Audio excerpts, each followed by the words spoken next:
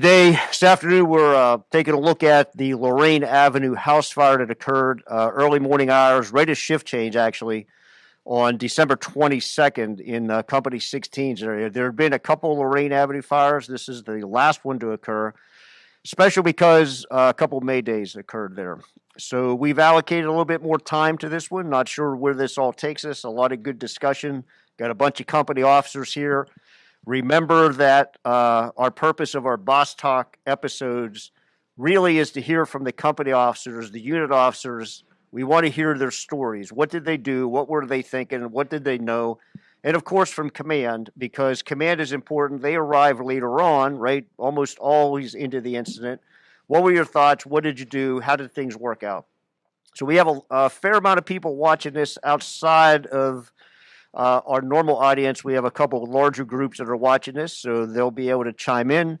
Remember, if we have any certified chief officers that want command COPDI credit, then make sure that you sign in now with your ID and your name.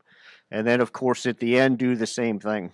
A couple things. So we got sloppy with face coverings, right? So today you got to find everybody talking in face coverings. One of the challenges is producing that with getting volume through the mic and all that. So bear with us. Our production crew is working through that. And of course, that's first for us as well. So that you're going to see throughout the event today.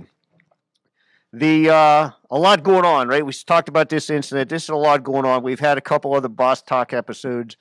Right, so this one was, you think of the complications that just start off with a fire is shift change early in the morning. That could be tricky. Who's on the apparatus? You could have mixed crews. You could have stuff not passed on. You could have all of those things. I often tie back to the Sergeant Carter death in Washington, D.C., right? That was a shift change event. A lot of just stuff going on there. And, of course, those are always troublesome, whether at your own firehouse or as a command officer. You had a significant fire upon arrival. You had into the event. You had some May days that occurred. Everything turned out okay, right? Nobody ended up being at the hospital, admitted off duty for any lost time injuries. None of that. So at the end of the day, everything worked out okay. But this was a pretty serious event. We did not want to delay talking about this in order to write the report. There is a formal written after action per policy, but we didn't want to delay any of that. So you're going to see and hear from folks who were on the scene that morning, and you're going to hear from the incident commander. And we think that's important to get that out there now so that everybody knows, hey, here's what happened on Lorain Avenue just before 6 a.m. on December 22nd.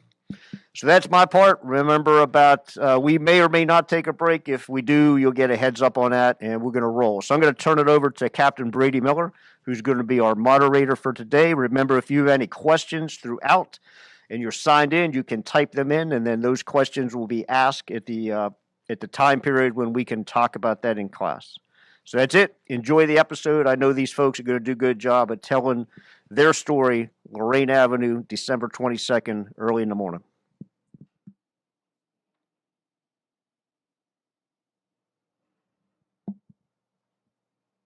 All right, again, thank you, Chief Davis. I am Captain Miller, Company 2. I'm going to briefly introduce everybody, and then we're just going to get into what we do. Here on my left is Battalion Chief Fitch, Battalion 1 on the B shift. At the end of the table, we have Lieutenant Harris, a Battalion 1 B shift float. Behind him, Lieutenant Riley, Battalion 1 A shift float. To my left here, we have Captain Arnold, 19B. Firefighter Scott Pierce, 16B. Just to note and to kind of intro everybody, Scott does sit on the current lieutenant's list, hopefully to be promoted quite soon. To his right is Lieutenant Owens, 16B, and at the other end of the table is Lieutenant Machala, Battalion 1, Float B. So we're going to start this the same way we do, or we have the other boss talks, and we are going to just listen to the dispatch and then go ahead and look at a map.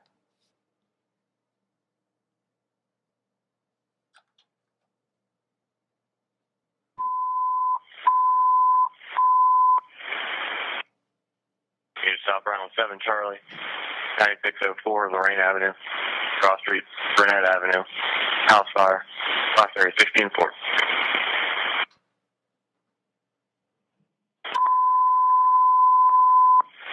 Unit South Brown 7 Charlie, 9604 Lorain Avenue, Cross Street, Burnett Avenue, house fire. Engine Company 16, 19, 54, 12, 2, Truck 716, Tower 719, Rescue Squad 742, Ambulance 716, Battalion 701, Battalion 704, Operate on 7 Charlie, Fox Area 16-4. So just to kind of reiterate what Chief Davis said, this is 6 o'clock in the morning. 6:09, I think, was the dispatch time. And I'm going to go a little bit out of order, honestly, on who we talk to. And I'm going to leave the first due engine for the last. So they will tell their story last. So I'm going to start with the second engine, Captain. Tell me what you were thinking with the dispatch. Going down the road, what are you looking at? What are you thinking about? Are you communicating with your driver? What you're communicating with your driver, and what you're communicating with the guys, if at all, in the back of the engine. All right, so we're dispatched as a second due engine company. We're going down the road. I'm checking my MDC for updates. I see that it's a possible house under renovation that's on fire. 16's engine calls out the water supply. I acknowledge and confirm his route of travel to make sure that I can access that appropriately. Got there at the same time 16's engine did. Coming through the neighborhood, obviously you could tell it was a fire. There was smoke through the neighborhood. You could smell it. I instructed my crew as we arrived. 16's engine officer had given the on-scene report. My crew, I told them to go up to 16's engine and stretch a backup line, a crosslay from their piece, and to meet up with 16's crew at the front door. At that time, met up with Fireman Pierce, who was the officer on 16's engine, and Lieutenant Owens. Obviously, it was a working fire, had fire visible in the Alpha Bravo quadrant of the home. We masked up, started going in through the front door, realized that there was a hole a couple feet within the front door. Relayed that to command, advised command at that time. We'll get into that. And let's just talk about en route and until you get there. And that's basically it. So nothing out of the ordinary from the Nothing out of the second due ordinary. wagon? Nope. Okay. Nothing out of the So, ordinary. and our third due engine company isn't here today, so we're going to move to our fourth due engine. Lieutenant, same question I posed to you. Anything out of the ordinary? What were you thinking about? What are you thinking anything different running with 54? Not really. I mean, being dispatched Lorain Avenue, I'm familiar with the fact that it crosses over 29. I wasn't 100% sure. I know that's the, higher numbers. So it's split. Two completely separate streets. Yep. Yeah. You need two different ways to get into the neighborhood. Yeah. I mean, I knew our general running route from Station 12. So I was the officer on Engine 712. So coming from here, we were coming southbound on 29. So just finding out where exactly on Lorain Avenue it was, communicating that with the driver. Waiting for the first due to give, I found one or two hydrants basically I knew that they were going to utilize to initiate the primary water supply. So waiting to hear that. Once I heard their hydrant, I knew the one that, 54 was going to lay out from, or that was going to be the secondary hydrant, just coming from the other side of the block. It didn't look like there was anything to the rear that we could have come through a yard or anything like that. There was a little alleyway, but there was no good water, so I figured they would be coming from that way. We got down the road pretty quick as we were all out in the engine bay. When the call went out, basically on the engine, essentially saw it pop up, and we were out quick. So I knew there was a good chance that we would arrive ahead of them. Ahead of 54. Yeah, just again based on time of day, how quick we were out, no traffic, anything like that. So do you want to keep going into arrival a little bit? So I do have a question about arriving out of order. Yeah. And I guess specifically running with, and this could apply to anybody that's running with out-of-county units, federal units, whatever. Sure. Do you, in your mind, do you build out a way to communicate that to other units or to discuss that with, if we're running with 34, for example, 834 from Company 12, how do we, is that something you practice in your mind? I mean, I like to communicate it. I don't like jumping the running order personally. I know it leads to problems. I know I don't like doing it. I don't like being part of it. I don't like initiating it either way. It just generally leads to problems. So I asked where they were. That's how I initiated it. I asked their location. On this fire specifically, you asked 54's Yep. location. Yeah, as we were coming into the block, basically, as soon as we crossed over the Beltway, we we're about to come into the neighborhood. I asked where they were. I didn't get a response. At that point, there was a lot of other radio traffic, too, so they might just not have time to get in. Pulled up to the hydrant, saw where the cars were parked, saw where the incident was in relation to the hydrant. We couldn't just stop and wait at the hydrant. We would have blocked the rest of the street up, so we made the decision to, hey, we're gonna pull up if we needed to. I was gonna go direct with the chief face to face, which I did.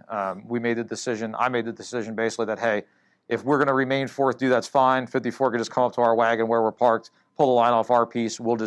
Our wagon will be in the position of the third due. We'll do the job of the fourth So due. units would seamlessly switch spots. Yep. Crew duties stay the same. The driver was going to hand jack back because it was 150 feet from where we ended up parking. Okay.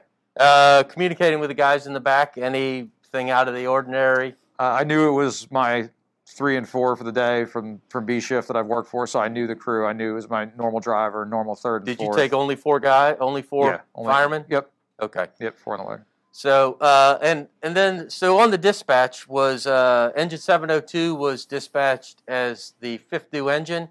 That got moved around. Is that correct, Chief Fitch? Yes. Okay, and so we'll go back to Lieutenant Riley. In the back, you want to just hand him that mic, is fine. As the fifth due engine. So you cleared a medical local, correct? Yeah, so we Did cleared. you pull Montgomery or did you pull the chief as So- far as adding yourself to the run? So originally I pulled Montgomery up and on 7 Bravo and advised them that I'm clear to the med local in the first due and I'm good for the box.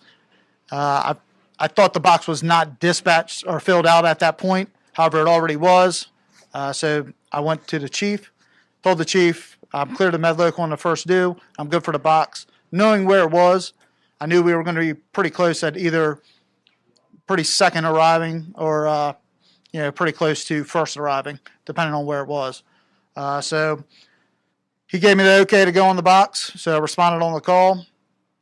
We pulled in the block the same time as 19 did. So we came in basically nose to nose. We stopped, let them go in front of us. We parked out of the way. I looked at the hydrants. Looked like all the hydrants, everybody had called out the hydrants already. So I told my driver, hang on there. He was going to start getting dressed, make sure the water was good. Rest of my crew, we went up to the scene, met at the scene, side A. Told my crew to pull a line. They ended up pulling a line off of 19's engine, the 300 foot. So the tools that you took originally as a rapid intervention was solely a hand line? Yep, solely a hand line. Obviously, thermal imager and a Halligan bar for right at that moment. Okay. Lieutenant Harris, as the second due truck, or tower in this case, tell me what you're thinking. What you're thinking about. Yeah, so Tower 19, as a float officer, your assignment, your timing in the morning is usually messed up or could be messed up. As far as you don't necessarily know 100% of the time that you're going to be at that station. So getting there extremely early to set up your gear doesn't always happen because you don't know you could be moved after everything's already set up. So I really shoot for at least 6 o'clock. So I was in the process of taking off, relieving the captain from A shift, his gear as the box was going out. So I had no idea what the address was until I looked up at the computer. Which isn't that big of a deal, but it kind of set me back already. I felt I was behind the 8 ball. So I took it upon myself. I know 16's truck gets out the door very quickly. Heard it was a 16 box. So I chose to throw all my gear inside the rig and get my directions to my driver as quickly as possible. He's assigned there. He's a very good driver, so I wasn't worried after I confirmed where he was going to be going. So jumped in, gave him that, and then started getting dressed. By the time I was done and pretty much looked up, we had smoke rolling across the street, and we were first arriving. So where did you position? I wound up taking side A position. Truck 16 wasn't in a position to take that. And single-family home, no side Charlie access. There was an alley, which wasn't going to be feasible. And so we positioned on side A. Okay. I never communicated across the radio as far as a first due, second due truck assignment. That was going to, in my opinion, if I can get to the position and do my responsibility without causing radio traffic or delay, I'm going to go ahead and do that. So I took first assigned truck position, but acted as my second due dispatched assignment. Okay. So. All right. And Chief Fitch, you're next. So I saw the call come up on the computer, got in the car. I had no MDC because I was in the process of updating it, and it was just taking forever to update. Responded down the road. Engine 701 called to ask if they could be on the call. I went ahead and put them on the call. At the time, I was driving down 495.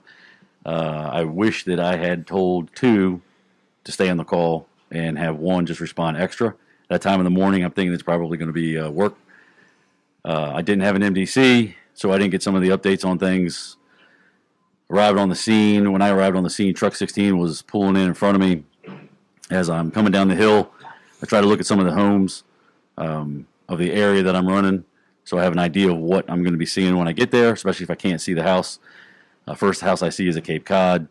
I turn left. I'm driving down the road. I can see the dormers in that house. I'm driving down the road. I see another Cape Cod, and when I pulled up to the structure, I could see a heavy volume of fire coming from the structure. I was good on 16's report, and when I heard 12 ask 54 where they were, I knew that meant that 12 was on the scene. So I understood without them saying anything further what that was going to mean. And then Lieutenant Machala came to my vehicle, and we told him to go below, check for fire, and work their way up. But as you're concerned, as the event stands right now, not looking forward, but as your arrival, things are a little different, but not different to the point where they're drawing great concern.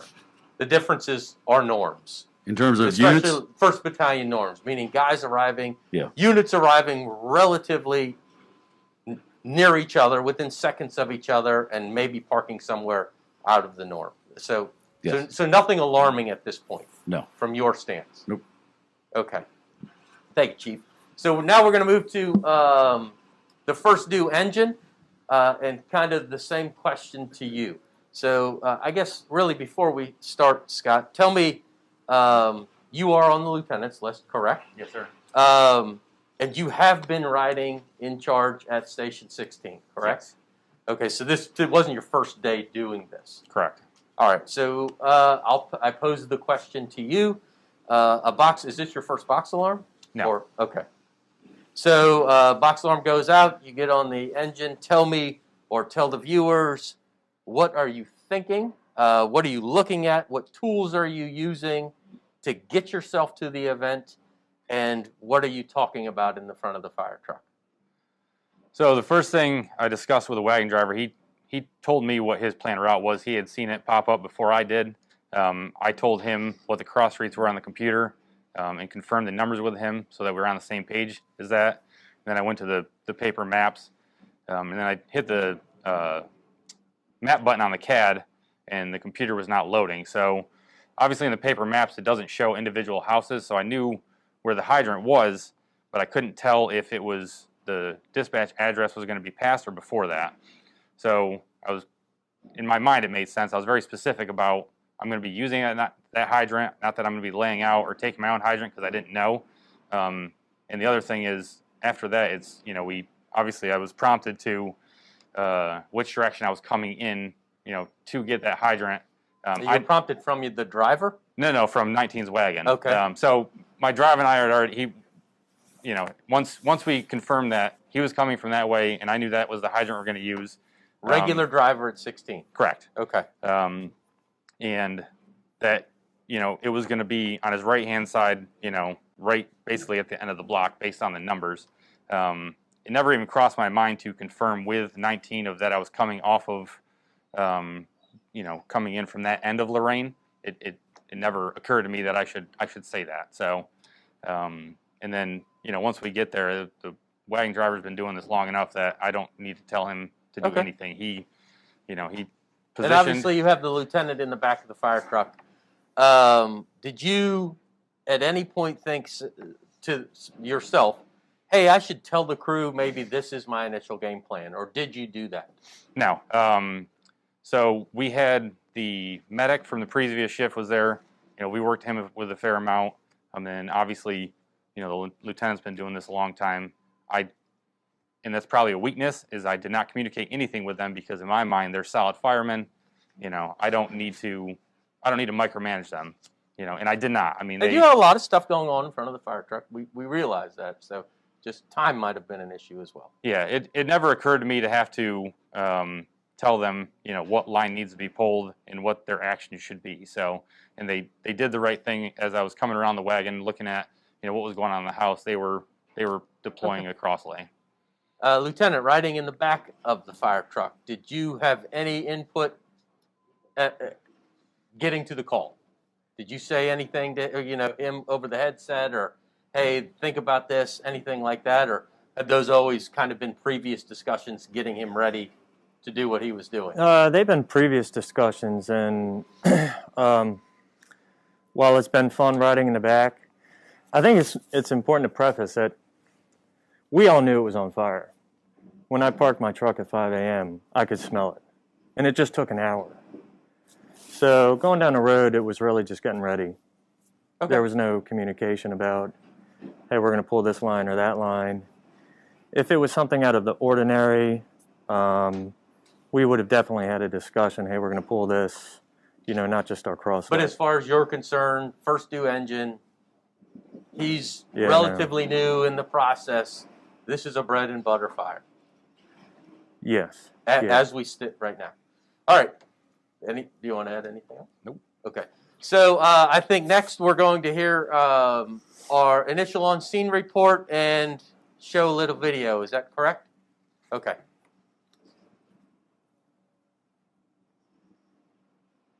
971 responding.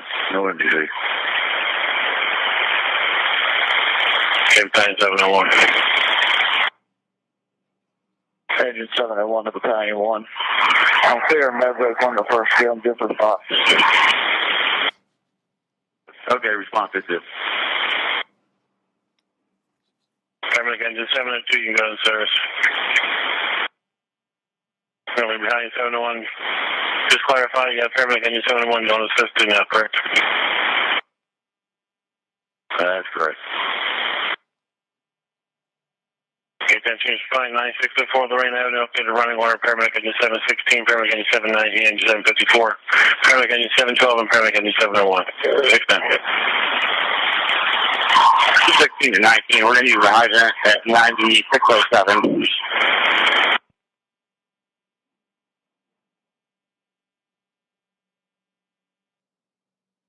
19 to 60, you coming in off of Burnett? We're coming in from the top side off Ranch Road. Yeah, we're off Burnett.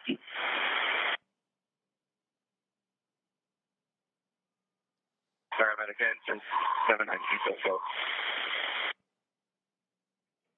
754 engine 712. We're looking at 9613. Paramedic 712, sorry. Paramedic engine 716, all units. On scene 9604. One-story, single-family dwelling. Fire shelling. Someone start me the rapid intervention dispatch. All the way.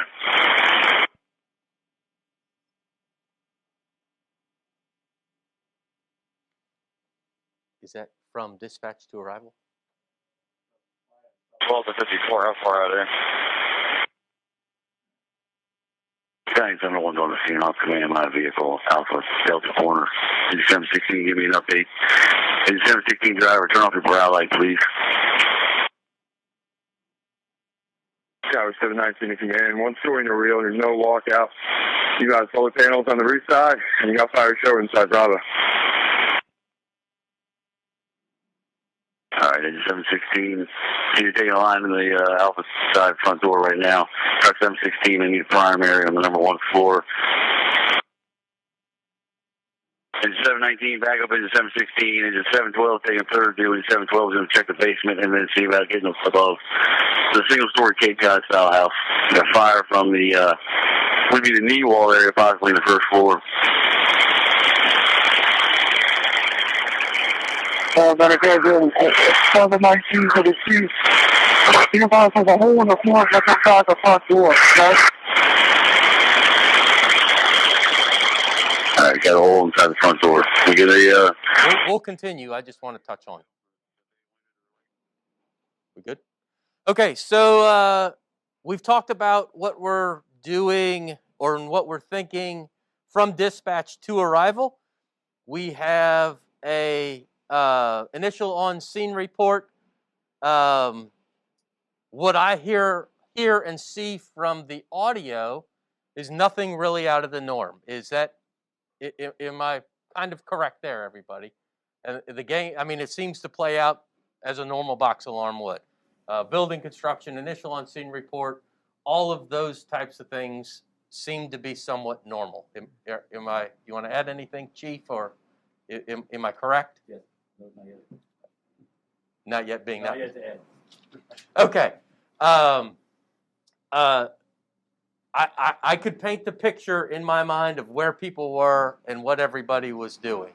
And then the report came from 19's engine about the hole in the floor, correct?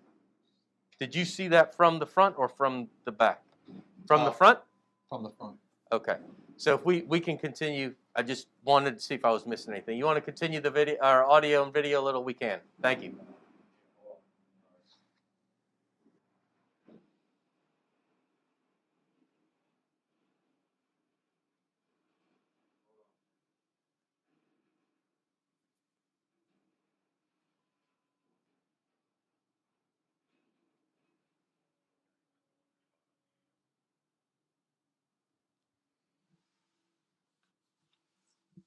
If you need a minute, I can do other things.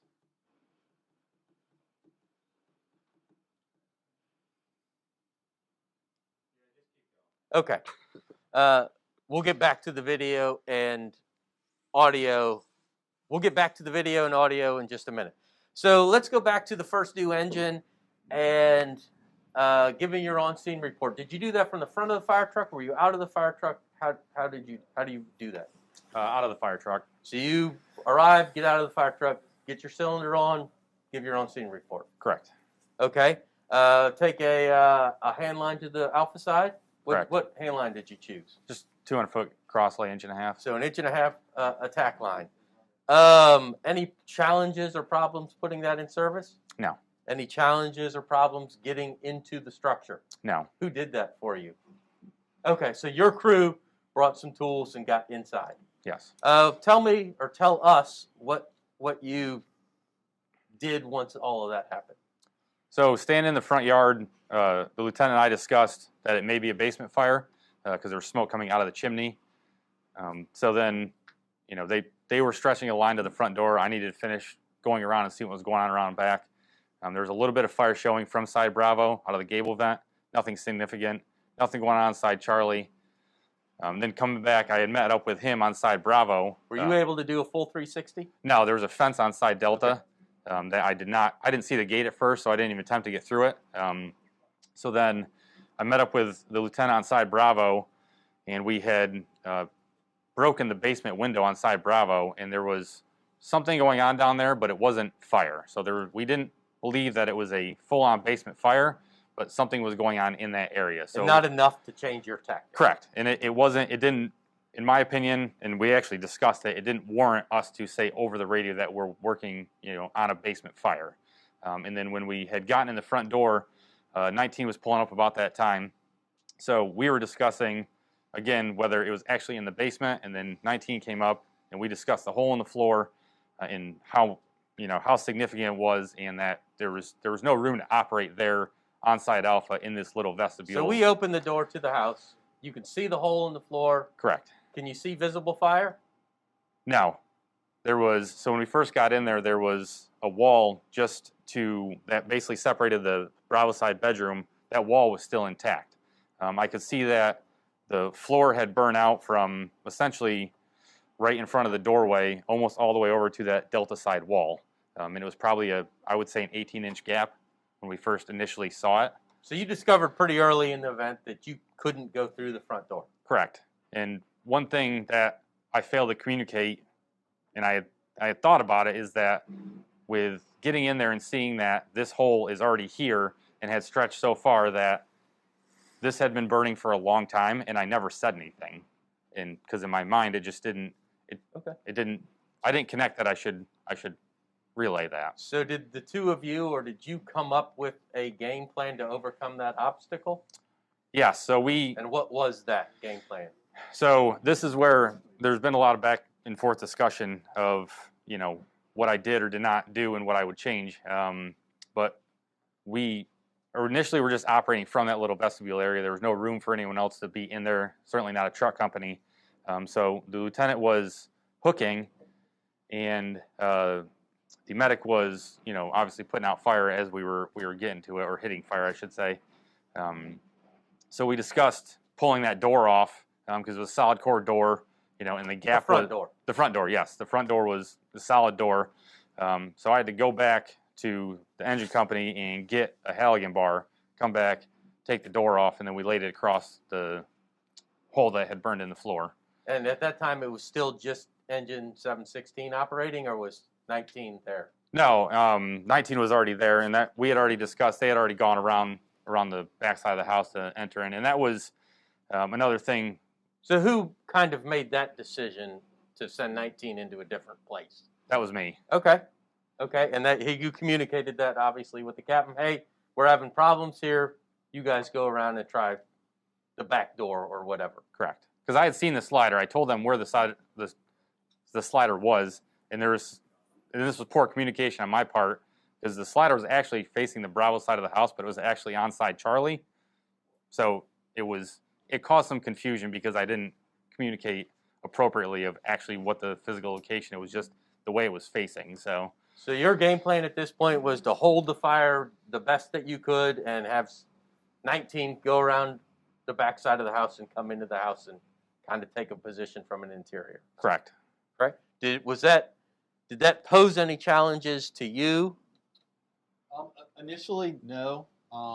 Like I said, the communication in that little foyer, that little vestibule area, talking with 16's engine, obviously, I tried to get the lineman to come up, at least make the turn to hit the visible fire, but there was a couple little hiccups there. At that point, we knew we weren't making any progress, so we had to redeploy to side Charlie. Back to the hole, I'm not going to lie. I did contemplate trying to go over that hole, for about 10 to 15 seconds, and I just had a gut feeling where it wasn't a good thing, and obviously the gut feeling worked out to my benefit, because I probably would have fallen through that hole.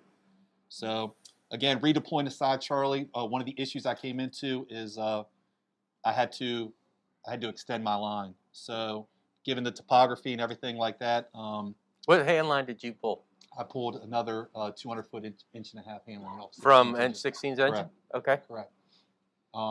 So once we made access through the slider on side Charlie and advancing towards the Bravo side of the house, our line, we came up short. So I had to send my lineman back out to 16's rig to grab a rack so we could extend the line. Any issues extending the line? None whatsoever.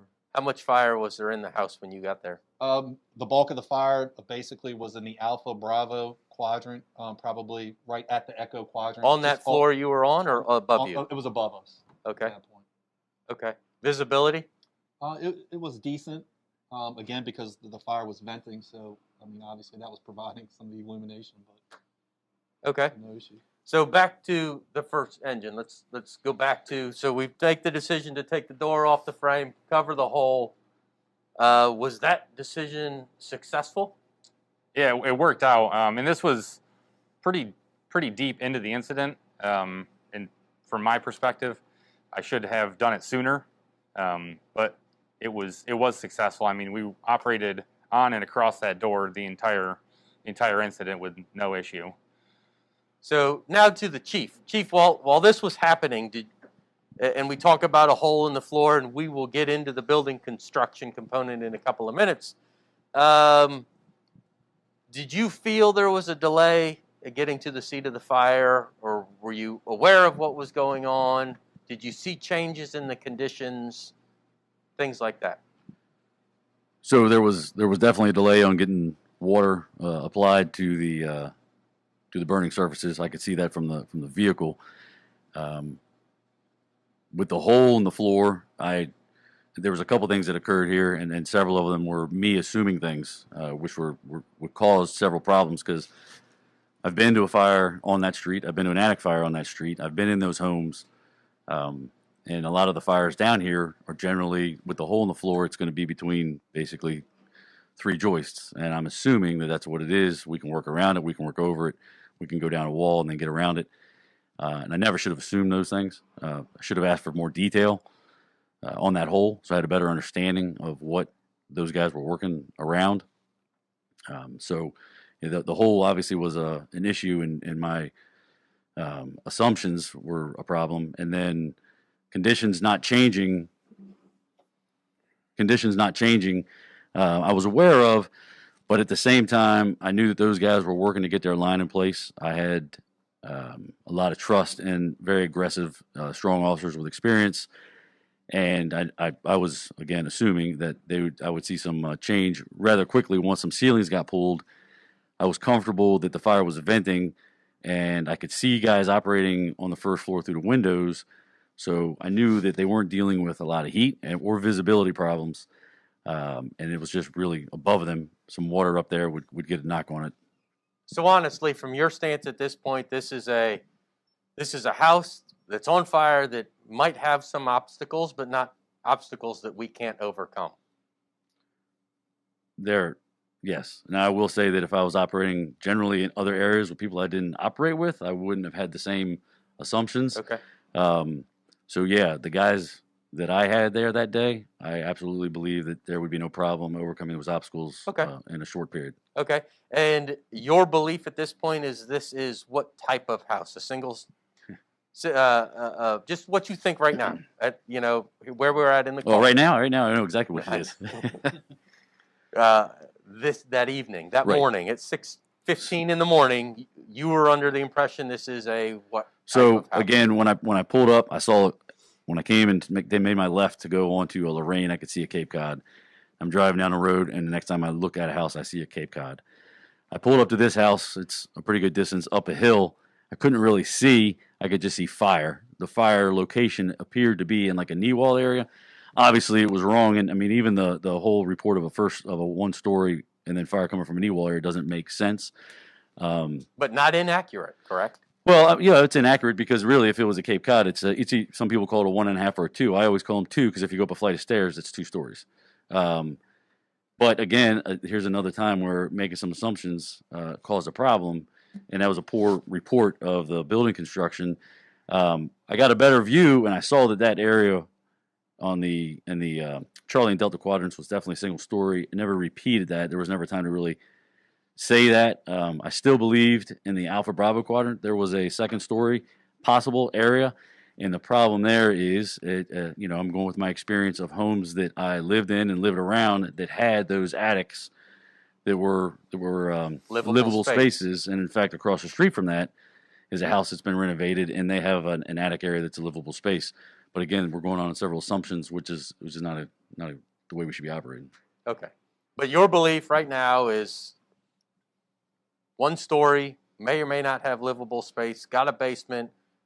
Charlie reports are there, and crews are working as we normally would. We've encountered a little bit of a problem, and they're working on overcoming it. Yep, and my concern is getting a report on what I have below them and making sure that I can see some guys operating in the windows, and I want to know what they have below them, because a lot of fire above them doesn't scare me. A lot of fire below them makes me very, very nervous. Certainly. So that's what I'm concerned and trying to find out. So I'm going to kind of take it to the back side of the box, if I would, with engine 712. and 54, and we get that you kind of switched positions with them, but you took your tack line to the Charlie side, correct? Yeah, so we arrived, and again, I knew I hadn't seen them.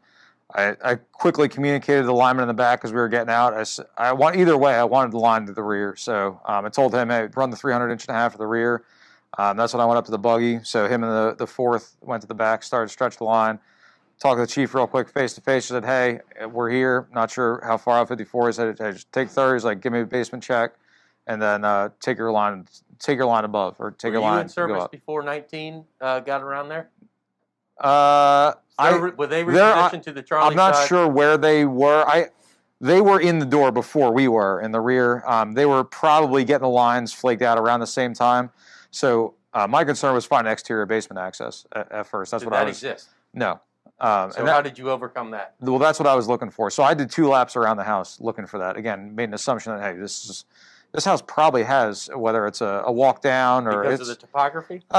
Just because of the topography, I didn't think it had like a walkout or anything like that, but I thought there was probably a cellar stairs, bilgo door, or something. That would be there. So I started from the Alpha side, went around clockwise basically. So I hit Bravo first.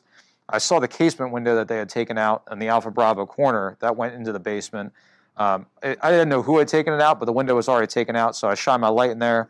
I could see there was good smoke. Basically made the same kind of assumption that Scott did, that there's something going on down here. I mean, there was no smoke pumping out the window, but there was smoke enough in there where I really couldn't see too far into the basement. And I saw a bunch of burned material, which later on I found out that it was part of the stuff that had dropped down after the floor had collapsed. So I knew there was something going on.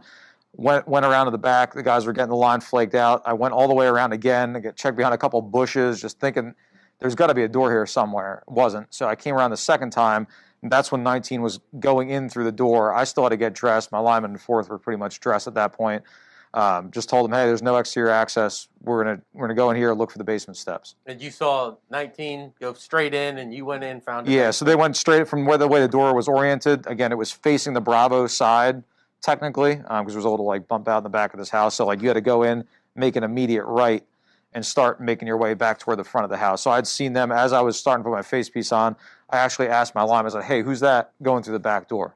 I just wanted, again, I didn't realize that they had redeployed. I hadn't picked it up on the radio or whatever. So they said, I think it's 19. Okay. So instead of finding the basement door, you said, hey, we're going to go inside, find the steps, and make our way to the basement in that fashion. Yeah, because I thought that I was pretty sure that there was something going on in there and that we needed that line in there to make sure that we controlled whatever was going on.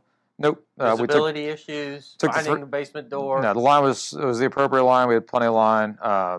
We found it pretty. As soon as they opened that door, that slider, smoke came. Good amount of smoke came out, but lifted pretty quick. So it wasn't an indication that there was something burning uncontrolled below us. Okay. Moderate visibility. We're going to pause real quick. I believe we have a question. All right, we have 2 questions. At this point, was the information that you received from the ECC adequate and correct? Did the information match what the calling party told us here? This is coming from a dispatcher. I don't. We'll go to the first engine, and then we'll go to the chief. It didn't make a difference to me. I mean, we were there, quickly enough that it. Minute and 9 seconds, right? Did I see that right? Okay. I don't even recall looking at the CAD notes. It doesn't. Okay. It probably changes things, but it's not going to. I mean, honest answer. We still have to put a line in service. We still have to do searches. We still have to do 360s. Okay. And then I guess I know that the chief didn't have an MDC, so I don't need to. Yeah, definitely. Maybe just on the same vein as this. I'm obviously in the back, so I don't know what's on the MDC either. But if they think that there's something important that needs to be relayed, you need to say it. Not think that the guy riding up front is just reading it. Yeah, meaning a lot of things are going on. Because the chief's MDC was updating. He didn't have it either. So if there was something important, you need to verbalize it. Certainly. I'll put my 2 cents into that question because I did reference my MDC, but to be honest with you, that was the only comment that the calling party believes that the house may be under renovation. That was it. And question 2, Chief? Thank you. Yeah. All right, question 2. I know that Chief Fitch ordered a search, but had anyone reported on the occupant status? Chief.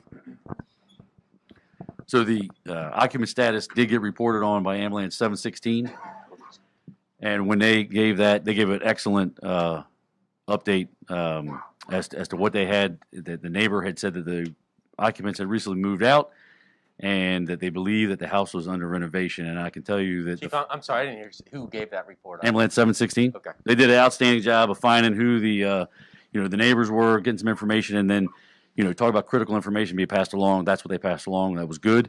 But I can tell you that the absolute first thought that went through my head when they said that was, that doesn't mean that this house is not occupied and we don't have responsibility to a primary. And I know a lot of people say, well, it's under renovation. So again, going back to life history and experiences, when I moved into my last house, I lived in it, sleeping bag, taking care of doing work on the house for a couple of days. When I moved out of my last house, the painter got off of work and he went to bed on my floor for a couple hours. Then he painted all night long. Then he slept for a little bit. Then he went to work. And we run plenty of places where guys that, especially in this area, where people are hired to do work and they may just sleep in the house. So, I mean, So while the occupant status report, very valuable, doesn't negate the need for the search. It doesn't, but it does mean that we're not taking extreme risk of, we're not getting in front of a hand line. We're working with the engine company, and as they go in, we're going to search in that vicinity. So primary still needs to be completed. Okay. Chief. All right, a few comments and a question. From a Fire Officer 2 student, I've heard of and been involved in an incident where doors are being used to cover holes. Question, if the fire has progressed to this point and considering the size of the hole, why are we putting people at risk of a fall into a hole for nothing?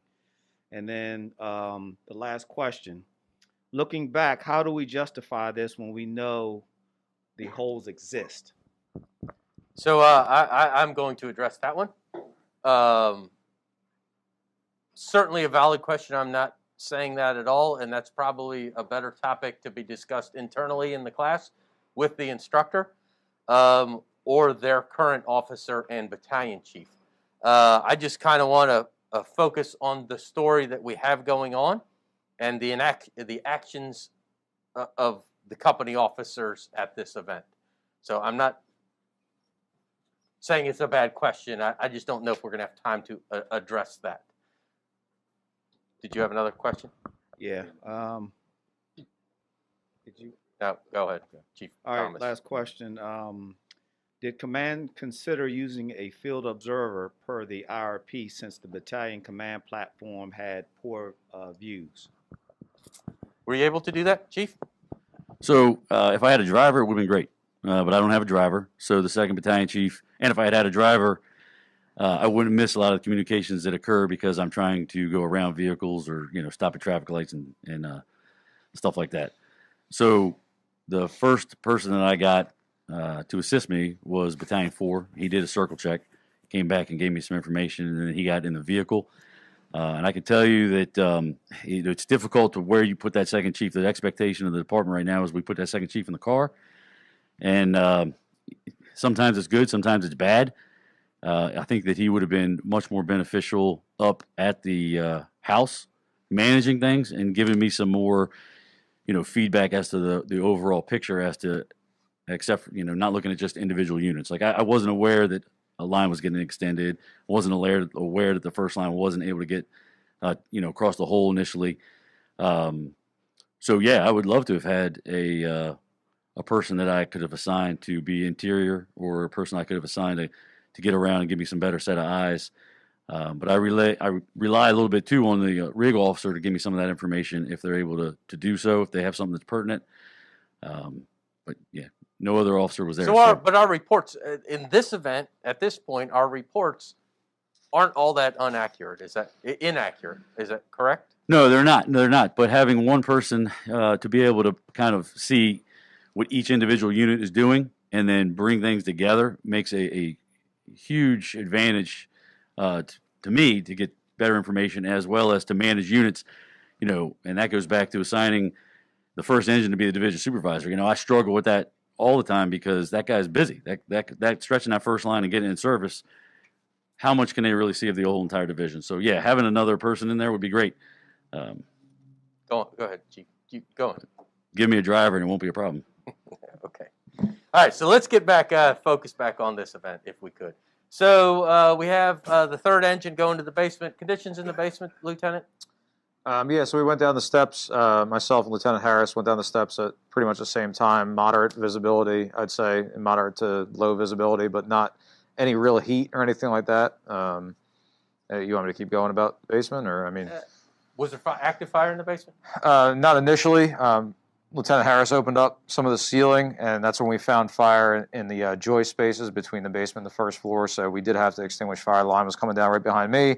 Kind of got out of the way. They knocked down the fire, the little bit of fire that was in that floor space between the basement and first floor. And at that point, I was under the assumption, okay, we had a fire that the whole time, again, under the assumption that this was a Cape Cod. We had fire that originated in that joist space, whether HVAC or whatever. I mean, I could see an air handler right next to me. Ran down that joist space, got up in the walls, got up in these knee walls, now in the attic. Yeah. Space upstairs. Who gave the Charlie report? And I apologize, Lieutenant. What was the Charlie report? Single story on the rear, fire showing from Bravo side, and solar panels. Okay. They were identified many times on the radio. The solar panels? They were. Okay. So back to the first engine. So you have crews coming in from the Charlie side. You're overcoming this obstacle. What's your next game plan, or what's your next actions? So really, once we got over the hole, the bulk of the fire was in that Alpha Bravo corner, and we just couldn't get to it because the floor was gone. So when you went in the front door and then made a button hook left, that was the hallway leading to the back bedroom. Well, there was no floor there. There was nothing there. It was all gone. So we couldn't actually get to where So multiple holes in the floor? Or it was all the same hole. It just worked like the entire, wall. yeah. So, and that, because the wall was still intact when we had gone in there, I couldn't tell straight away that floor is also gone. I just knew what it was in front of me was gone, and then everything that had gone over to the Delta side. Okay. So once we got in there, 19 had already talked about that back bedroom was, or that hallway was compromised. The floor was gone, so we couldn't physically get into the area that we needed to get the ceilings down and get a line in place. But 19 was working that direction. Correct. Okay. And truck 16, I would guess, was working with you, or into the Charlie side, or into the first floor. Was that kind of the general impression, Chief? So yeah, the belief was that truck 16 was working as a crew, and that truck 16 was working on the number one floor to give me a primary, which I ended up getting a report from them that a primary was complete at I think it was the 16-minute mark. Okay.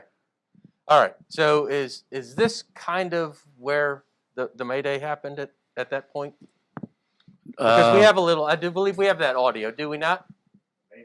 Okay, so are we kind of at that point in the event where... Not quite. I mean, 12 gave a good report of what they had below, and that the fire was, that there had been fire, that there was drop down, but there was any fire in the basement was controlled, and that was passed on. And that was an excellent report that changed my mentality, because in the car, looking at the audio of the car, I'm already talking about pulling these guys out. And when he tells me that he had fire in the basement, he pauses the radio, and then he keys up the mic again, and he starts speaking. Well, in between there in the car, I turned to the 2nd Battalion Chief, and I said, we're pulling them out. And then his next response was, well, the fire's under control. There's no fire basically at this point in the basement, which so changed you're starting to hear some of those key words that are putting your mindset towards, there might be some structural compromise here. I need to maybe start thinking about plan B, C, D. Well, yeah, I was already thinking about that, but knowing that when I heard him tell me that there was not a fire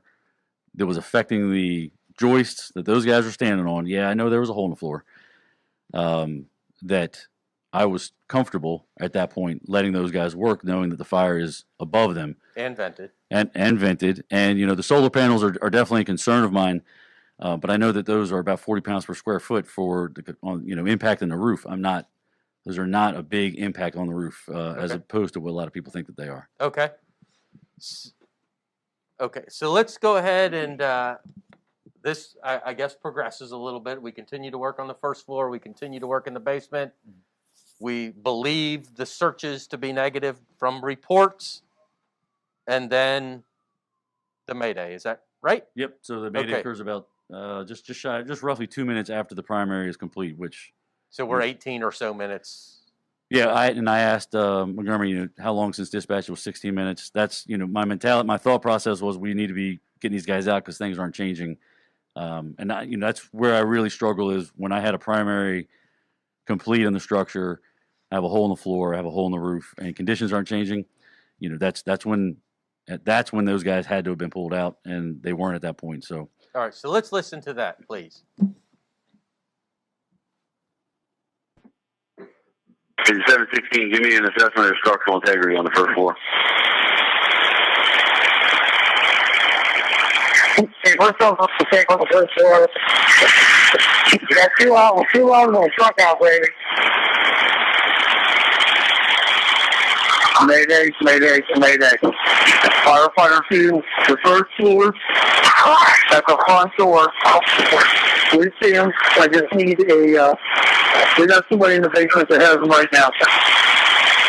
Let's stop. Okay, copy the mayday. You say you do have engine 712 with the person in the basement? All right, so we're operating. We know we have a hole in the floor. You have crews on floor number 1, primary search negative, guys in the basement, you hear a mayday. Who called the mayday? ended up being truck 716 driver called the mayday, but we didn't know that at the time. Okay. And I'm going to turn to you, Scott, to tell me, did you hear the mayday? Oh, I watched it happen. Okay, so you watch it happen. So as a new officer, as a guy that's working on becoming a lieutenant, what happens to you and your actions? What do you do? So I heard the mayday go out. I saw what had occurred, and there was nothing. I wasn't going to be able to go into the hole to get him, so we just hold steady and keep doing what we're doing. There's a RIT team there for a reason. I can't, stop what we're doing to go help this guy. Plus, obviously, Lieutenant Machado had already said the fire's out in the basement, so it wasn't to the point where I was concerned that someone needs to go down Did you in that. see people in the basement, or just Yes. the firemen? I saw people in the basement because when he fell through, I had scanned the area with my thermal imager, and it was almost seemed instantly that he was gone. You know what I mean? Like someone had There 1 minute, gone the next. Correct. Like I had watched it happen, Okay. Scanned, and then it was, already taken care of at that point. So, the initial thought was not to change anything I was doing because there was already other people that were working on it. Okay, so I'm going to move back I'm going to go to the 5th due engine. Lieutenant Riley, you heard the mayday. Did you hear the mayday? Yeah, so we were actually operating on side Bravo of the house. So we were on side Bravo, and the mayday occurred. So we immediately took our line because we heard, basically, this happened very quickly. Mayday occurred. Yeah, mayday occurred, and we heard front door. So we immediately started back around to the front door. By the time we got the line basically up the 2 steps or 3 steps, they met with the officer of 16's engine, who was basically standing there saying, "Hey, it's good. Just stand back," kind of deal. Just hold up. Don't enter yet. And we could hear the communications going on that they were bringing them out from the basement. Company 12 was going to bring the mayday out. Did you understand, as a group supervisor, did you understand the mayday, who it was, the typical lunar things that we practice in safety and survival? I did not know who it was. I heard 16 talking on the radio. So I assumed it was somebody from Company 16. I knew Company 16 was operating at the front door or from side A. So that's about all I knew. And at that point, I still hadn't met up with Rescue Squad 814 or Truck 834. However, when we ran up the steps, Squad 14 was actually running up with us at the exact same time. So they had either just arrived, just got there, and started up at the exact same time that this occurred. I'm not 100% sure, but that was the first time we saw them on the scene, is when the mayday occurred. Do you believe, knowing that lunar information, that additional information, would have changed any of your game plan? It's probably not. Because like I said, immediately they said somebody was with him in the basement. Okay. So were you trying to process through some of that lunar information if you needed? Yeah, somewhat. Because so we were positioned on side Bravo because we knew two things were going on. Number one, I knew 16 was operating on side A and it went through side A. I knew 19 had went through side C. So the chief actually recommended moving that line to side Bravo. So the rapid intervention line. Yes. Okay. So we moved it. I announced on the radio that I was going to move it, and I also announced on the radio that I was going to start flowing water into the attic, and that's what we were doing when this mayday occurred. Okay. Okay. So, Chief, I'm going to go to you. Tell me what you're thinking, what your actions are going to be when you hear this, and does it change your tone or the tone of the event? So, backtrack for 1 second. I had mentioned to one engine that the line was going in on the Bravo side because when they said they were redirecting their line, they said they were going on the Bravo side. So the reason that I had pointed out to that, the first two engines there, where the line's going in the Bravo side, is I want them to be where the line's going in as opposed to standing on the Alpha side, not where the line is. So that's why they, I guess, kind of ended up there. But there was confusion with that Bravo side, Charlie side door. So what was your question again? When the mayday occurs, what's that change, or does it change any of your plan? You had mentioned that you had thought about bringing people out. Fire conditions weren't changing. We had a report of nobody in the structure. Now we have a mayday. Now what does Chief Fitch do? So, I needed to find out a little bit more information, but in that initial transmission, they talk about having a person with them already. So I just want to confirm that and confirm that we can get them out. There was confusion as to what unit. So, the red engine's thinking that it's 16's engine. Inside, we thought it was 19's engine. In the car, we both thought it was 19's engine because it sounded like that's who was given the mayday, which we were wrong on. And that's after it was mitigated. I called 19 to make sure, do you have your whole crew together? And we didn't know if that's where it would have been nice to know who called the mayday to be able to say, who do you see and is it mitigated so I can follow up with that unit specifically or that person specifically. But at that point in time, the whole operation becomes about getting, the firefighter Certainly. out of the fire. My plan is to not deploy a RIT team, especially in a single family home that size, until I know that I need them. And my expectation is not to send the engine company, because if I don't need water, then there's no reason to send an engine in there. And in theory, trucks and squads should be searching. Obviously, we don't staff them like that in this county, but that's who should be doing the searches and practicing on them. So those are the guys that should be going in to locate these people and get them out. So that would be my expectation. Unfortunately, we got 2 PG units that weren't initially aware of what their responsibility was. They came to the car and asked. They were assigned a RIT, and they hadn't had a chance to meet with the rig supervisor to come up with a plan. But I want to know if guys that are close to the mayday can affect a rescue. So crews in the vicinity in your mind, are going to affect that rescue. Yes, that's what I want to find out right away, because why am I going to send a crew in that isn't aware of where things are in that building when I have a crew that's right next to them? What I want to do is, if those guys can affect that rescue, then I'll backfill them with a RIC company, whatever company's needed. Certainly, and that brings up a good point. So I'm going to go back to Lieutenant Riley. Working with out-of-county crews, how did that affect you? So, like I said, we didn't even meet up with them when this mayday occurred. Did you know who the rapid intervention group consisted of? So it was announced, yes. I knew that. And then I also heard engine 702 got filled in there also. And that officer came up to me and said, hey, I was dispatched on the RID as well, and I'm here with you. So, yes, we knew who they were, but, it all depends also on the time of day with 14, 1. A lot of variables. Coming from PG County, squad 14 can show up with 8 people. The truck 1 can show up with 8 people. So, and then during the daytime, it could be 3 to 4. So it does change. It changes a lot. And working with the same crews every day, working with the same people every day on the engine company, they know the expectations when they're rapid intervention. And we're beginning to see trends or comments like that through this series. So for us at Engine 701, I know that hand line is strictly there for protection. That our goal is to get to them, make sure that we're protecting them from any fire that may be going on. And like the chief said, our thought is the truck and the squad is to go in.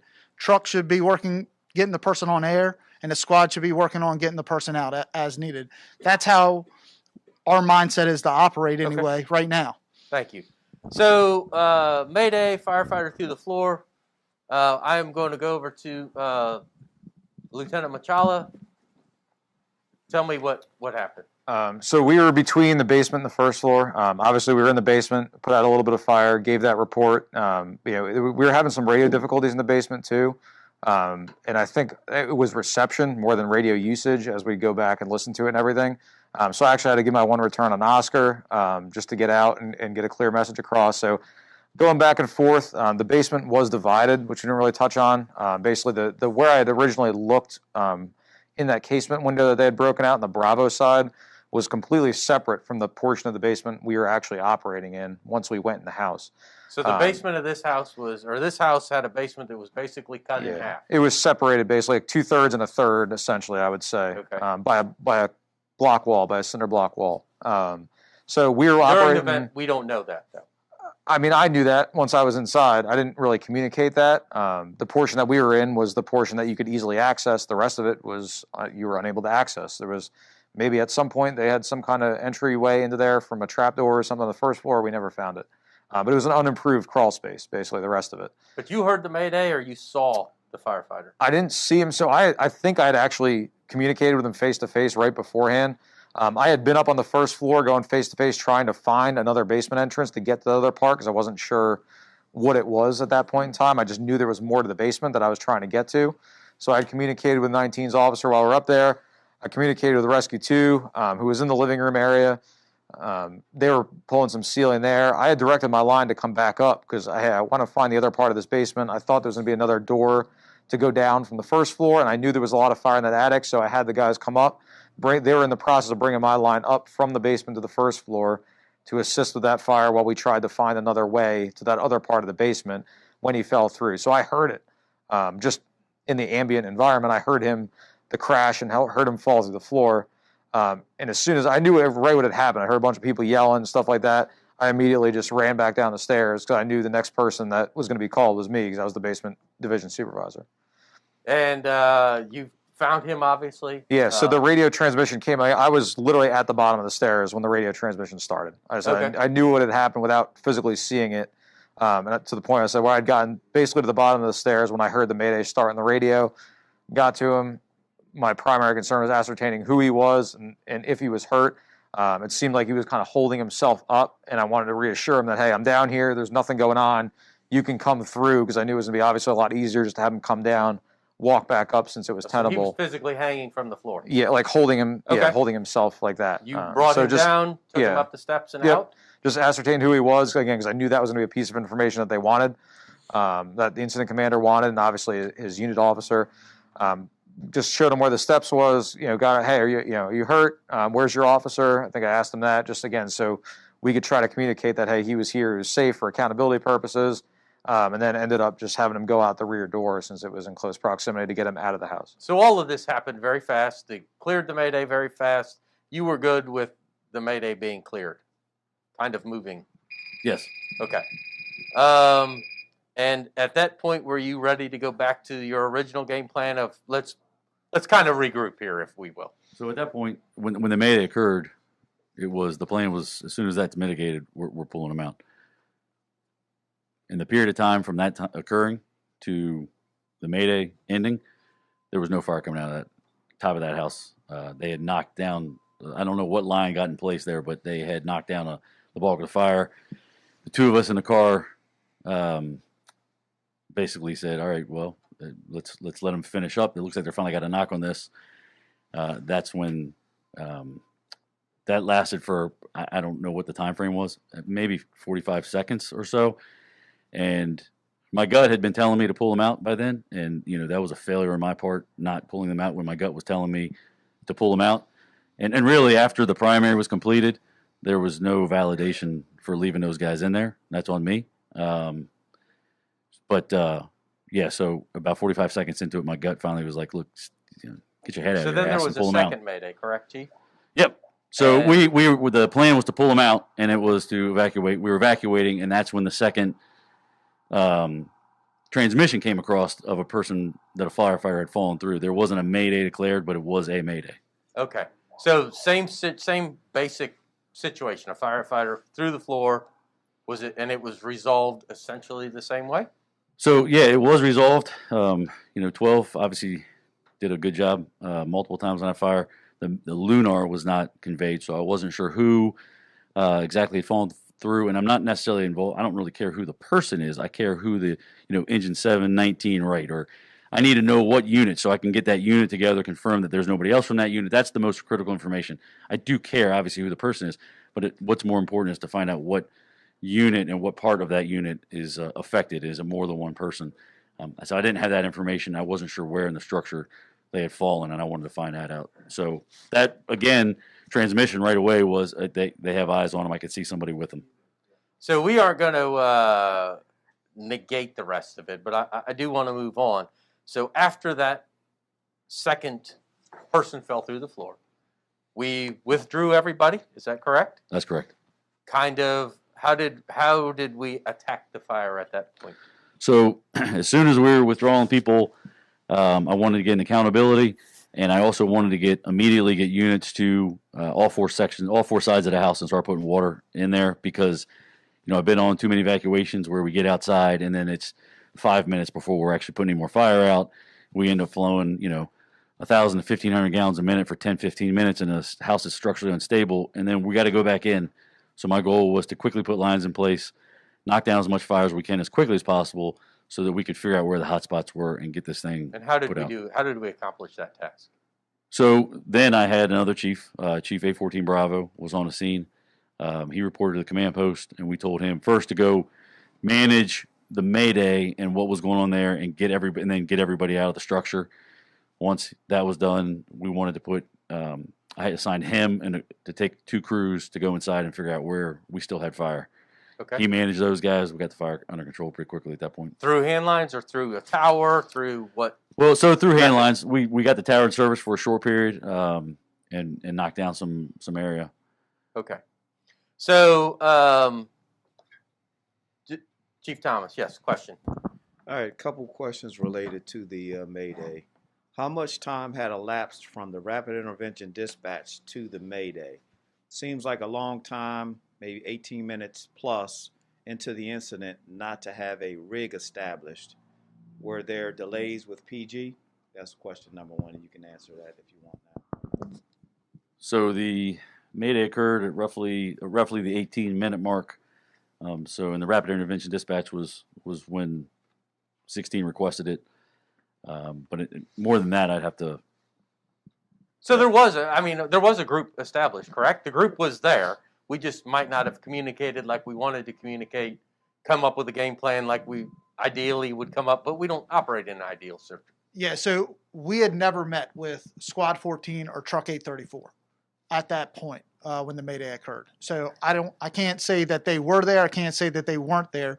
I can just say that they were not with me at the rapid intervention. Okay.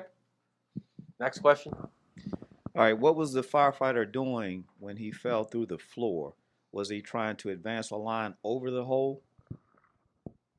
Do we know that information? I don't. I might.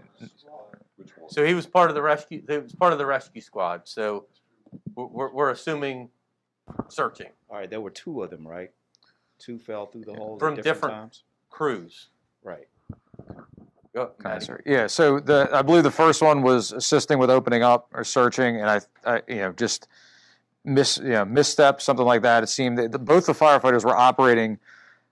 They were basically to the rear of the house from where the hole was, so they weren't trying to go over the hole or hop the hole or anything like that. They had come essentially from the rear of the house, operating in the structurally sound portion of the building, and it was all structurally sound with the exception of the hole. But they were operating from that side. I think the one just maybe misstep, and the second one was in the process of maneuvering a hand line. Again, same thing. I think said he knew where the hole was, misstep kind of thing, or maybe the corner of it, something like that. But they were both operating from that stable side. Anything else, Chief Thomas? Okay, so real quick, building construction. So our belief is going into this that it's a ordinary construction, brick and block wall, wood components of it, right? Correct. And that held to be true. We believed in the beginning that there was occupied second floor. That was not true. Is that right? There was nothing from our initial discussion and what I initially saw that gave me any indication that there was a second floor on that at all. So the neighbor's house they just happened to build the space out. Oh yeah, it was a wrong assumption that there was any second floor, and then I guess what continued to create that problem is we had a primary that got confirmed by the second floor, and there's people saying that they're working their way to the second floor. And again, there was nothing malicious. It was just confusion, multiple things coming together that made some bad things happen with that. And then the other part is the basement part, where one would assume a basement would encompass an entire footprint, and this did not, right? Yep. Okay. Was there access to the part of the basement that was not in the footprint of the house? It was all in the footprint of the house, but there was only interior access only to the portion of the basement that was, if you're looking at the front of the house, was basically the third of the delta side. So, and that's this cinder block wall. No, this was a full basement with a cinder block wall that ran from Alpha to Charlie and just separated that side. It wasn't finished, but it was finished enough where they had air handler, a workbench, stuff like that down there. And then the 2/3 of the basement, which was from just to the right of the front door toward the Bravo wall, was unimproved crawl space, basically just dug out, partially excavated, essentially, on that side of the house that there was no access to that we ever found, other than that casement window on the Alpha Bravo corner. Okay, so this point, I'm going to kind of turn this a little bit to something I think that really interests me, and in the past, and I'm going to specifically address Firefighter Pierce. In the past, where we have had the COLA programs, we've had the mentorship programs in the county, and we're going to have a modified version of those programs. But tell me what you have done, what your company has done for you, how you have gotten yourself ready to ride the front seat, to be a lieutenant in our organization. So obviously, basically from the beginning of this, since the day I took the test, we've been going over things as far as doing tabletop exercises, pulling up videos on YouTube's, doing, are you first arriving engine, second arriving engine, third, where you fall in the arrival order, what your initial actions are.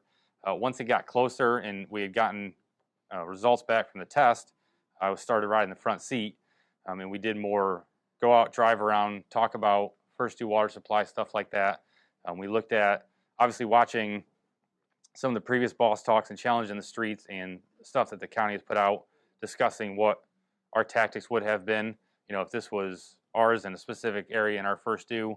And that, and the other thing is getting the input from not only the officers in my masters, but also, the senior fire threes, like basically everyone, because there's guys that might be junior in the department, or have only been doing this for a couple of years, but the questions they ask are what give me the insight to be able to see it from their perspective, because those are the people I'm going to be managing. I don't have to manage the lieutenant. Like he's obviously very good at being an adult. I need to manage to learn how to do things where I manage the new guys that may not have the same experience as him.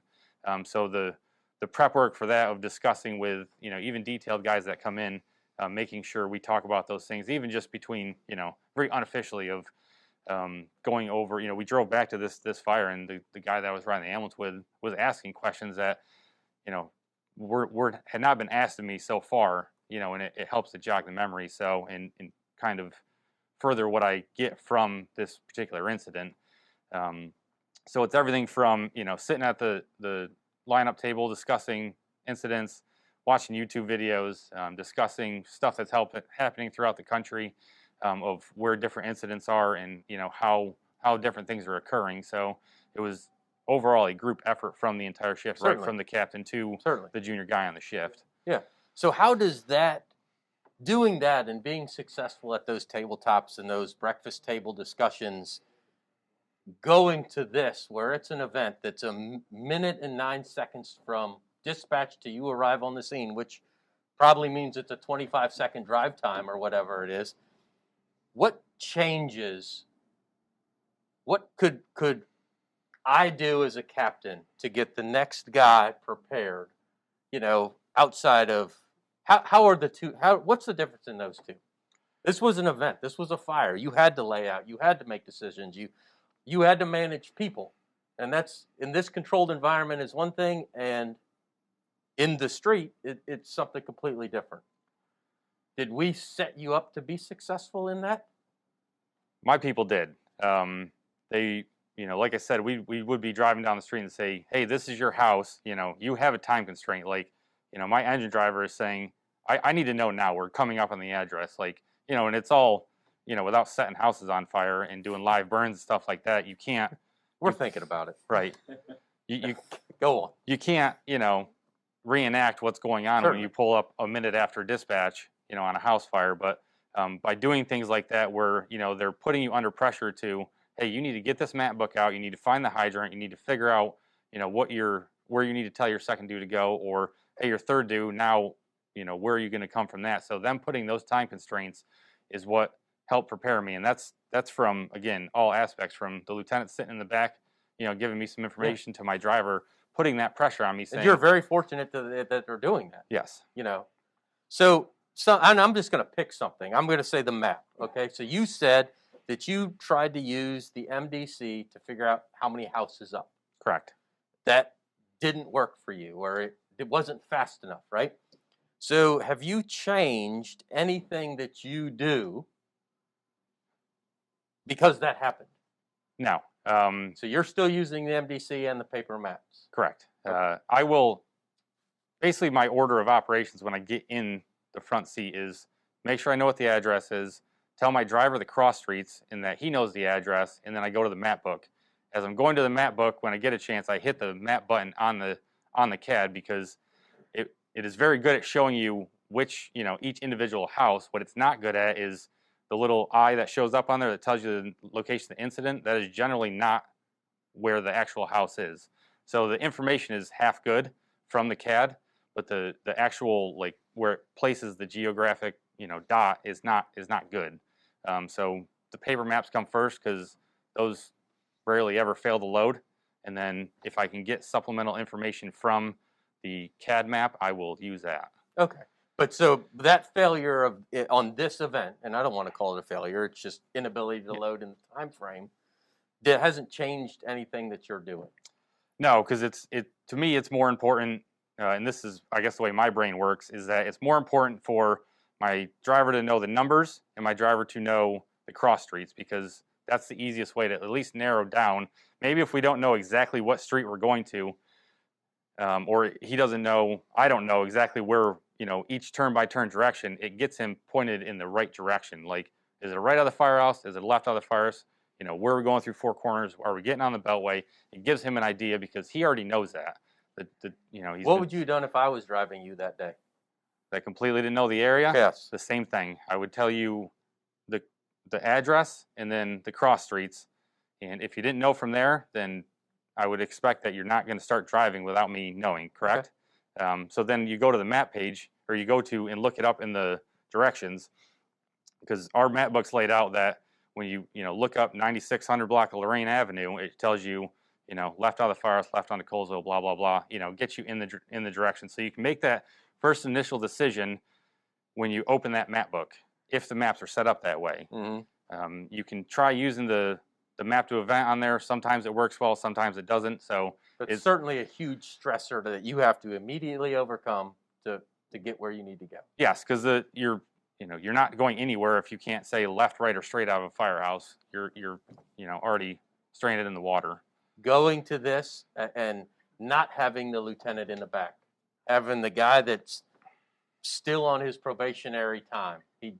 He's done with his 2 weeks of non-staffing. Now you're working him through the next 24 weeks of being a probationary firefighter. What do you tell them? So stretch line of sight alpha. Do not go past that front door. Because when we'd opened the front door, we had saw the hole in the floor. Do not step foot inside that house, because they may not understand, what we're getting into when we're presented with a hole in the floor. I still have to do stuff from the outside. I still need to do the circle check, which told me a lot of information. And then, I would come back and meet with them, and we would all work collectively to push forward. So we are going to answer a couple of questions. I'm going to pick a couple of people. We're going to talk about what we might do different. Chief Thomas. All right. How often do officers in the 1st Battalion rely on MDC versus paper versus active 911 maps? Let me get the second question in, and you can address them both. With knowing what you know now, would Chief Fitch or any other unit officer do anything differently?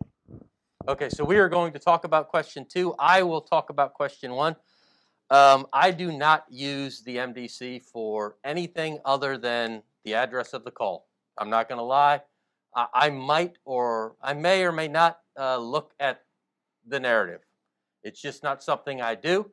I didn't really know what to call this until actually Lieutenant Harris over there, when he was a firefighter on my shift, he called it triangulating.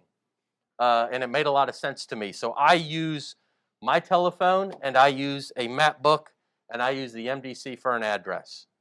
That's what works for me. I think everybody's probably a little bit different, and that's some of the growth that you have to do as an officer. You're going to fall down, and falling down is okay. It's just how you react to that and how you overcome that. So while Captain Arnold might be completely different, that's just how I am, and those are the tools that I use. Those tools kind of become very much more important when we're running out of county. I'm running Queens Chapel Road in Prince George's County. I don't even know if my MDC goes there, God's honest truth. It doesn't. I do, so I use my phone and the mapping system in my phone to accomplish that. And I don't want to take this away from you, Chief, but, and we're going to talk about this right now. I'm going to pick a couple of people. I want to start with Lieutenant Riley. If I could, if you were to have everything to do, if you were on the same call this afternoon or next shift, what would you do different? So I guess better communication. With who? With the command, point blank communication. Straight to the point. One of the things I said was I was requesting to put my line in service on the Bravo side, but I didn't directly say it that way because fire was venting out the gable end, and his response was okay. After talking to him afterwards, he assumed that I was moving my line to side Bravo, and like he requested, not to actually flow water. So be more specific. So communication. Yeah. Yep. Absolutely. Okay. Lieutenant Machala, I'm going to go to you next. Biggest thing I would say, just keeping an open mind and not getting so tied into your notions. Again, going down the road, reading comments in the MDC, hearing initial size up. Again, the whole time I was inside that house, like we talked about before, I thought I was in a Cape Cod. The pieces were coming together. I was going down the road, house under construction. I saw that supplement. I had time on my trip down 29. Once I knew exactly where I was going, finishing getting dressed and stuff, I'm reading these supplements. I'm like, I thought it was a salamander. I didn't think I was going to a fire.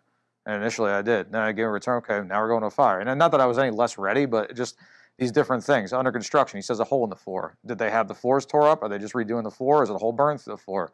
I saw the fire coming out the front side of the roof. It looked like it was coming out of the dormitory. It was still dark. I thought it was the second floor. Now I'm in the living room looking up, fire rolling through the whole attic. I'm like, why am I seeing fire right now? Where's the second floor? Where's the floor to the second floor? Like, things aren't adding up. Instead of just like, hey, reset in my head, I'm in a single story, single family with fire in the attic. The whole time I got fire in the knee walls. I'm thinking all these things that just weren't correct. So that's the biggest thing, is keeping an open mind, being able to adapt and like change my mindset, I guess, in terms of like what individual tactics I'm employing with my crew. Lieutenant Owens, I'm going to go to you next. I know you were running the line, but you're also kind of mentoring the first due officer. Would you change anything or do anything different? No, not with what Scott did. Scott comes with experience, so I wasn't worried about, we kind of piggyback and go back to what have we done with him as far as getting him ready. It's never one size fits all. So we didn't have to start from square one as far as, hey, we're looking through the map book. I mean, he came with that experience, so I wouldn't do anything different with that. There's some things that I would have done differently with the hand line, but no, not with Scott. Okay. Chief Fitch, I want to go to you next. All right, so thanks for putting these on, because they're outstanding for us to learn from. We need to look at how we do these calls and look at it more like professional sports, where the best in the business walk off the field and pick up a computer right away, and they're looking at what they did wrong, how they missed a read. We need to do the same thing. We went out the door that morning with some very good, aggressive guys who were going to a fire to do the best job that they can. Nothing malicious. We all went out that door to try to do the best thing, and there were some mistakes that were made. There's no question about it. My job as the incident commander is to assess the scene, and are things working and are things not working. And so, yes, I would do some things differently, because my gut was telling me I should have pulled them out. I didn't do that early enough. I should have done it earlier. I regret not doing that, obviously. I'm responsible for their health and safety, and the fact that any guys got injured or even had to call a mayday, I take full responsibility for. And so when a primary was complete and the conditions hadn't changed, it was time to pull those guys out. I would allow those guys to go back in that exact same fire, though, tomorrow. But again, once the primary is complete with those conditions, we need to pull people out. So thank you, Chief. I do wish there's some things that were done differently. Okay. Scott, you. As far as where the hand line was put, I believe we made the right decision to stay there, because my concern was that if I left that position to go do something else, someone was going to come through that front door and they were going to go right down in that basement. I didn't want that to happen, so that's why we chose to use the door. That's why we made the choices we did. I would change. I failed to communicate. I did a lot of face-to-face communication with the units initially on scene, just because of there seems to be a trend of a lot of radio traffic, and it's not. I don't want to take up any more time than I need to. Obviously, I was on the short end of communicating appropriately, because there was things that I did not communicate to the battalion chief that were vital information. I've had discussions about, do I bring a hand tool or not, because I'm concerned with getting sucked in and operating using a hand tool, a bar, a hook, whatever anyone chooses. I will never not be without, shouldn't say never, but I will likely not be without a hand tool again. Do you bring a tool? I do too. Go ahead. Instead of me failing to be disciplined and operating how I'm not supposed to, I need to make sure that I am disciplined, and if I need to use my tool, use it. Other than that, I can stand there and just have it. Yeah. You can always hand it to somebody else to use. Correct. So other than that, the other major concern, again, I think we already hit on this, was that I was not in a good position to be Division I. I was assigned Division I. I was not in any position to communicate appropriately with Truck 16 and Engine 19. I should have said that over the radio. My other shortfall was, I thought, okay, the captain from 19 has been doing this a lot longer than I have. He knows what's going on. I do not need to really communicate much with him. And it wasn't, we were just not on the same exact wavelength. We were trying to accomplish the same goal, but if I had communicated better with the captain, then we would have, been able to come together quicker. But that was a failure on my part. basically because I didn't believe that I needed to. So I think overall my biggest thing is not communicating enough with the people I needed to.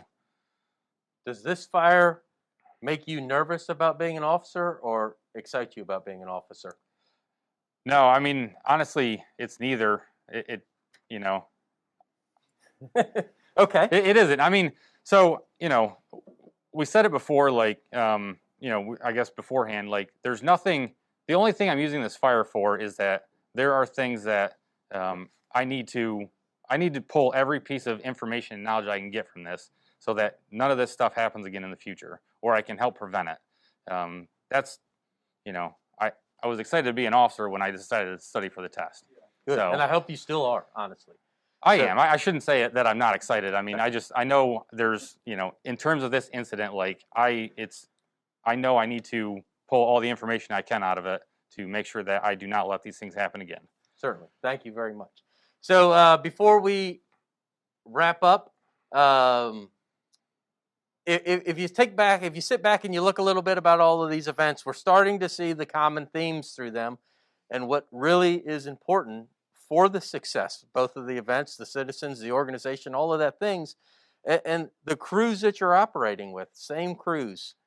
That means a lot to the officers, to us officers. Our communication, right? So important. All of these boss talks that we did, the word communication has come up every time we've talked, and our ability to communicate effectively. And then I think this one, what was important to me was the gut feeling thing, whether it came from Chief Fitch, hey, my gut feeling is this. That gut feeling means something. And sometimes we do need to go with that. Thank you. Chief Davis has got a couple parting words. While he's coming up here, I do want to comment or make mention of our next challenge in the street is on the 18th. Keeping afloat as a float officer, basically a roundtable discussion with some current float officers and how they do what they do. Thank you, Chief. All right, thanks. Really thanks everybody for telling your story. I always liken this to, so back in my days riding the fire truck, I don't do that anymore, but think about coming in the next shift, right? And you talk about last incident, and like you learn stuff the next shift. They're like, well, I didn't know that, and I was there with you. Oh, I didn't see that. That's what you did? No, you did. Yep, I didn't know that, right? So that's a lot of what this was today. Now, granted, these folks have talked some, but I'll say we unpacked a lot of stuff today. We don't ever talk about these events, right? You see some written report 6 months later about what happened. Maybe you happened to be there, maybe you weren't. Maybe you saw a video clip, you saw something on somebody's YouTube, social media, whatever.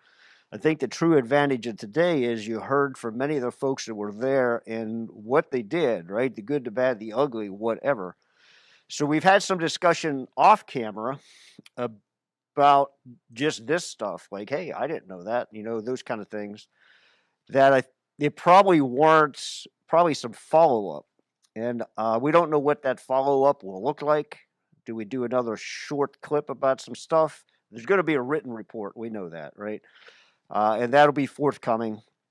We didn't want to wait for that to do this because we felt it was important. So I think that's how we're going to close this out. So it went down it took a path that we weren't, well, we kind of knew that it was going to be difficult because it was a pretty complex event, and Maydays happened. And the good thing is nobody ended up being seriously injured, right, or worse. And the only thing I tell all the folks, as Captain Miller has talked about, especially the aspiring officers, right, this was not a big building. This was not the Cold Story warehouse in Rhode Island. This was not some big commercial building. It was a single store, a single family dwelling that was not occupied, and we had a couple close calls. So I think there's a lot to unpack from that. Some things we may go back and talk a little bit about policy stuff. Others we may not. We may look at some other things. But I think the important part is that we had the opportunity to hear everybody's story. So appreciate everybody, right? Some folks came in on their days off to do this. Some folks agreed to participate. So I thought it was really well done. Appreciate we had a lot of folks watching. And So I guess we'll get back to you on this. Just not sure exactly when and how, but there's going to be some kind of short follow up, just as we have a chance to regroup and say, you know what, those are some really important points, and we want to talk about them again. So until next time, when's the next 18th? So February 18th. This will be a good episode. It's going to talk about some float officer stuff. I think those are some interesting positions that we have in our organization, and they're going to talk about just different things that they go through as a float officer. Again, the good, the bad, and the ugly, and we encourage you to tune in there. So again, from everybody here, thank you for watching, and thanks our production crew, did a really good job, and we'll see you on February 18th.